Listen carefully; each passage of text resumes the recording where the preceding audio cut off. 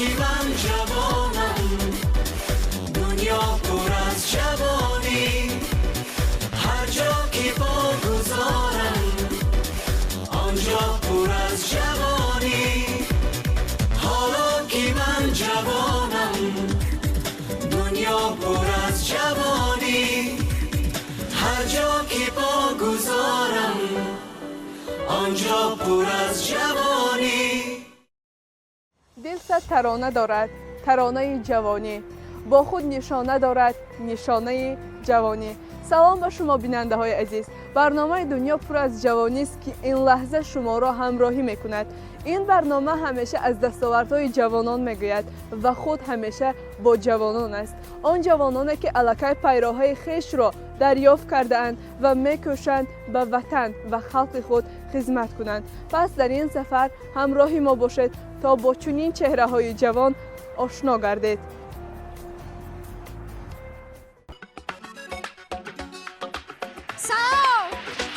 سلام جوانی، افزون جانی، اسیان عشق در دل هانی، باران نیسان، خورشید تابان، ابری پریشان، بحر دمانی. سلام جوانی،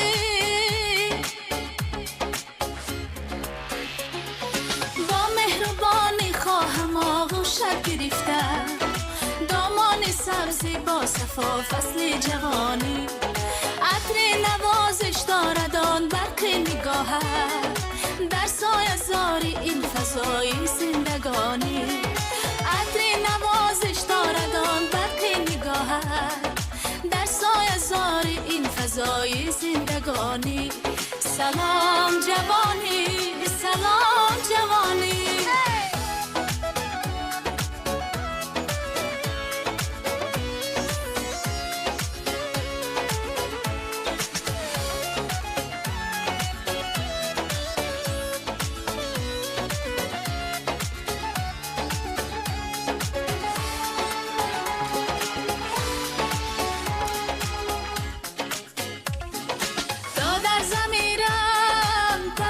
فشانی در نیمه راحت تنها نمانی، تاری نوایم اوجو برارم در شامی تارم تو کهکشانی. سلام جوانی، صبحت بخیر بادا همیشه ای جوانی، سرسبز و زیبا چون بهاری ارغوانی، تو فیروز چون فصلی گل افروز، دریا روان و تو روانی جاودانی، هر روز تو فیروز چون فصلی گل افروز، دریا روان و تو روانی جاودانی. سلام جوانی، تو جاودانی. سلام جوانی، افزون جانی، اسیان عشق در دل هانی، باران نیسان، خورشید تابان، ابری پریشان، بحر دمانی. سلام جوانی، تو جاودانی. سلام جوانی، تو جاودانی.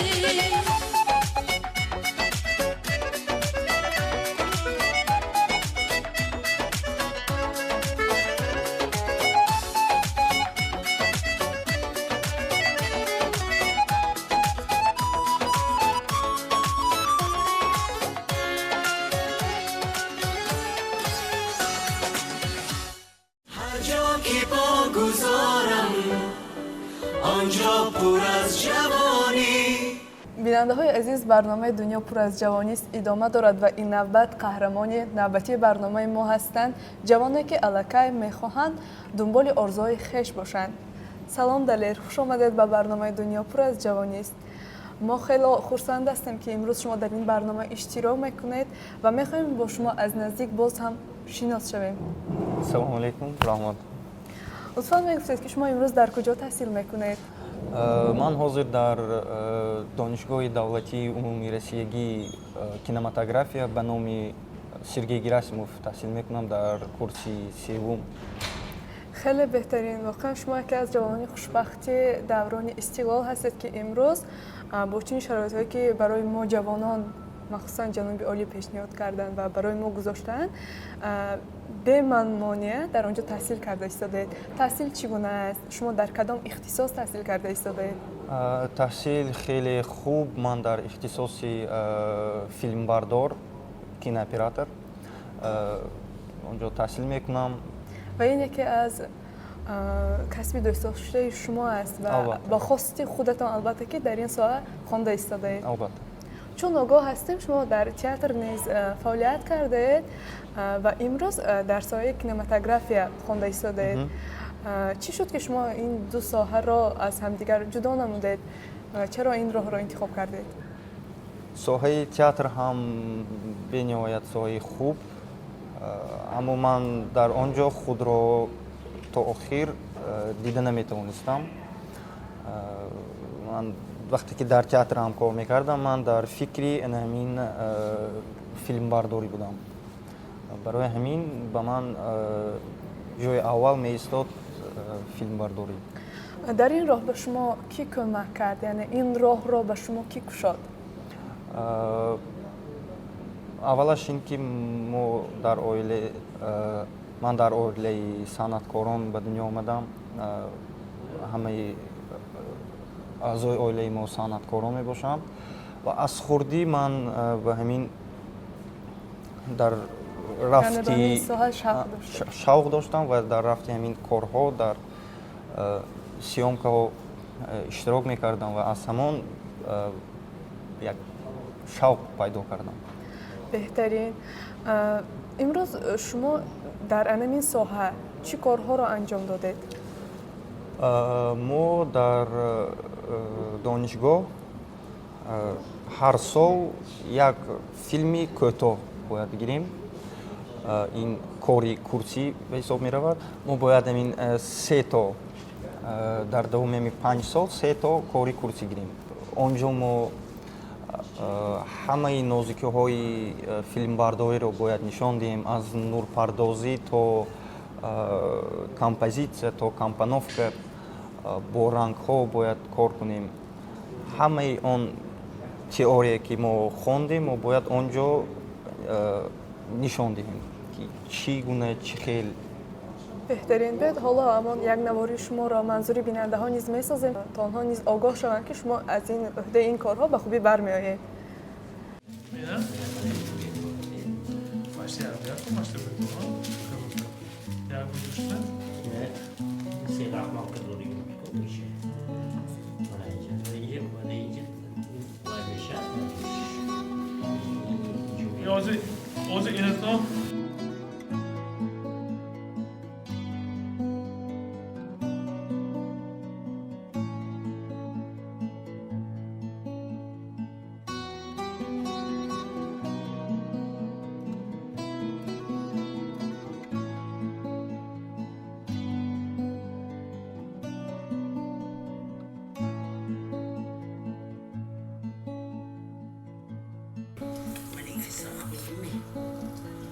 Ja, wo ist Tormusa hier? Kunyaga Tormusa, Kunyaga Tormusa. Okay, poi mi si Kunyaga Tormusa.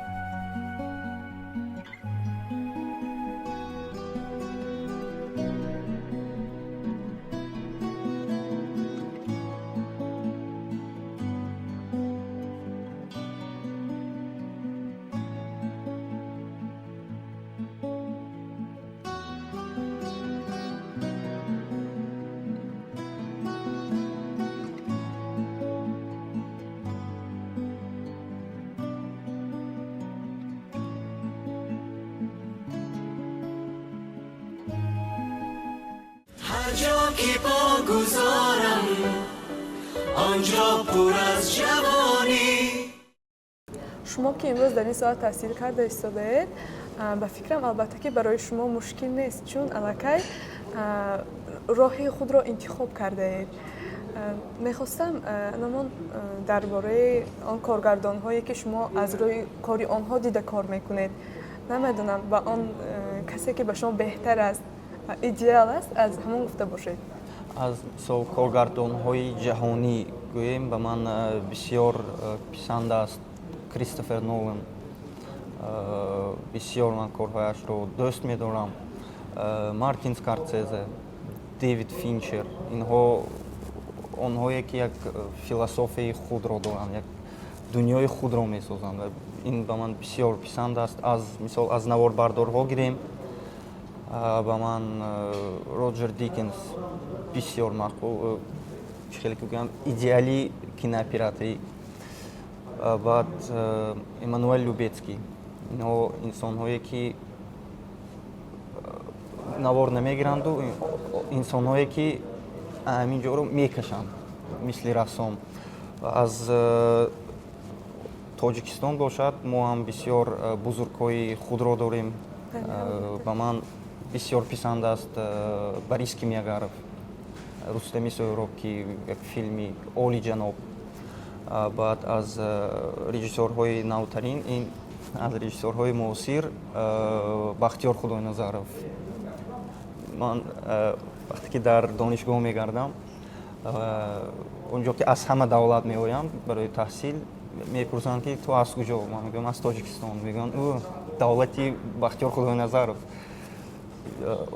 бисёр он бахтиёр худойназаровро онҷо қадр мекунанд ва филмҳояшро дида дар дарсҳо то ҳатто таҳлил мекунанд филми бахтиёр худойназаровро. بهترین. شما که در خارجه تحصیل میکنید کدام زبان‌ها رو میدانید؟ من زبان‌های روسی، انگلیسی رو آموخته ایستادم. همین و باز دیگر. بهترین. ما باوری داریم که در آینده شما یک در ساحه خود یک موفق میشوید، چون الکی راه خود را روشن کردید. آینده خود را چگونه دیدنی هستید؟ من میخواهم که در آینده بعد از تحصیل برگردم به تاجیکستان و از اینجا کار کرده نام خود رو و کینوی تاجیک رو به جهانیان معرفی کنم. شما که خود جوان هستید، امروز دوره جوانی شما چگونه میگذرد؟ دوره جوانی خیلی خوب. جوانی من خیلی خوش گذشته ایستاده است، برای آن که ما جوانانی خوشبخت هستیم که دستگیری اساسگذار صلح و وحدت ملی، پیشوای ملت، президент ҷумҳурии Тоҷикистон Эмомалӣ Раҳмон мебошад ки ҳамеша ҷавононро дастгирӣ мекунанд. бале, воқеан шумо ҷавоне ҳастед ки имрӯз дар назди худ мақсад гузоштед ва боварӣ дорем ба мақсадҳо ва ҳадафҳое ки гузаштед мерасед. ва мо барои шумо бурдборӣ мехоҳем бигзор роҳе ки интихоб кардед пур аз муваффақият бошад. ташаккури зиёд. Ташаккур. هر جا که پا گذارم آنجا پر از جوانی. ҷавонон нерӯи созанда ва ояндаи миллатанд. ҳар як давлату миллат ояндаи худро бо ҷавонон мебинад ва мо ҷавононро зарур аст ки бо донишу хиради худ номбардори ватани азизамон бошем, зеро ояндаи давлату миллат дар дасти мост. ва инак мегузарем ба бахши донишвар, бахше ки ҳамеша аз дониши ҷавонон бохабар мегардад. ҳамроҳи мо бошед. ассалому алайкум. барномаи дунё пур аз ҷавонӣ сабт шуда истодааст. мехоҳем ин лаҳза ба шумо 5 савол пешниҳод кунем. агар ба ҳамаи саволҳои мо ҷавоб додед, соҳиби тӯҳфа мешавед. шумо ба ин розӣ ҳастед? ассалому алайкум. бале, розӣ. саволи нахустин чунин аст: кадом кишвари дунё ба уқёнуси Атлантик ва ҳам ба баҳри Миёназамин пайваст мебошад? испания. бале. кадом шаҳр дар давраи Сомониён маркази фарҳанги тоҷикон буд? маркази фарҳанги тоҷикон бухоро бошад. бале. дар кадом кишвар одамон бештар қаҳва истеъмол мекунанд? финляндия. саволи дигар: кадом ноҳия ё минтақаи Тоҷикистон ягона минтақаест ки бо 4 кишвар ҳамсоя аст? ноҳия ё минтақа? минтақа. یک سوال دیگر می‌دهیم. در تاجیکستان کدام نهاد پورا به مسائل جوانان کار میکند؟ در تاجیکستان کمیته کار با جوانان بیشتر سرکار دارد. تشکر زیاد. متاسفانه شما به همه سوال‌های ما جواب پورا دادن نتوانستید. ما به شما دانش بیشتر رو تمنا داریم. رحمت سلامت باشید. السلام علیکم. دخترها شما ممکن برنامه دنیا پر از جوانی ثبت شده ایستاده است و ما بخش داریم، بخش سوال جواب و این اصلا به شما 5 سوالی پیشنهاد میکنم. اگر به همه سوال ها جواب دادید ما به شما تحفه میدهیم. شما راضی هستید؟ سوال نخستین چنین است: کدام کشور دنیا هم به اقیانوس اتلانتیک و هم به بحر میان زمین راه دارد؟ ممکن است جواب دهم. اسپانیا و هم فرانسه و بحر میان زمین و هم اتلانتیک راه دارد. بهترین. کدام شهر در دوره سامانیان مرکزی فرهنگ تاجیکان بود؟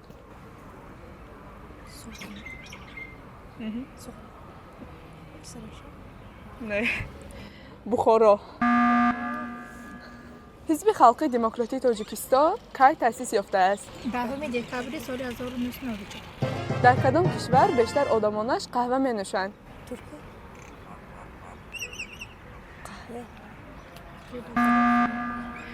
فنلاندیا.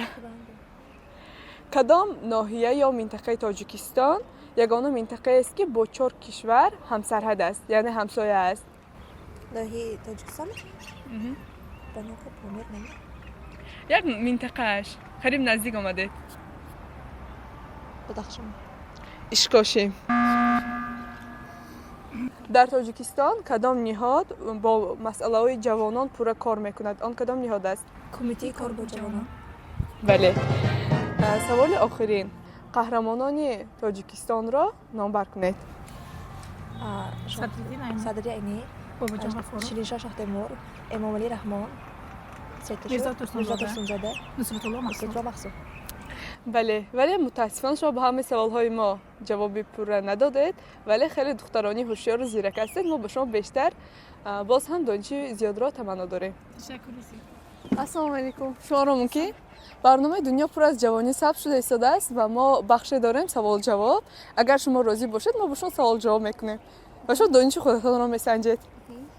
سوال نخستین چنین است: کدام کشور دنیا هم به اقیانوس اتلانتیک و هم به بحر میان زمین راه دارد؟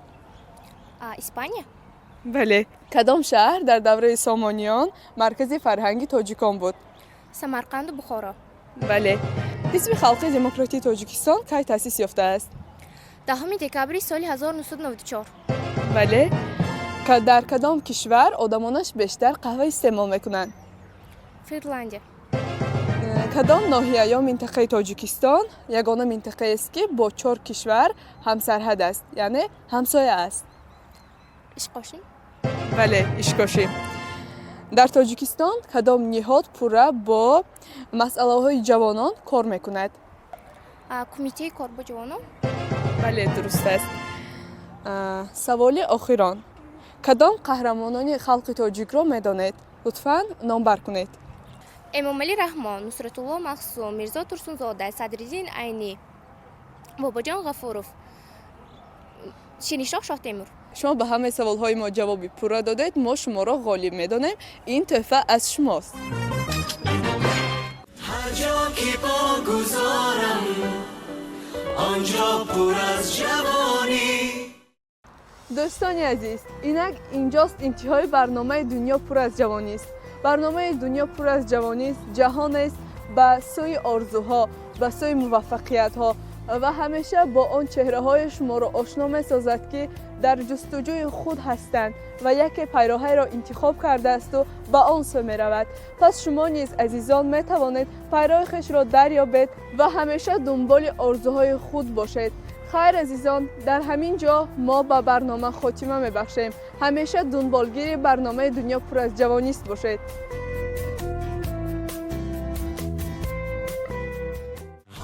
که من جوانم دنیا پر از جوانی. هر جا که پا گذارم آنجا پر از جوانی. حالا که من جوانم دنیا پر از جوانی. آنجا پر از جوانی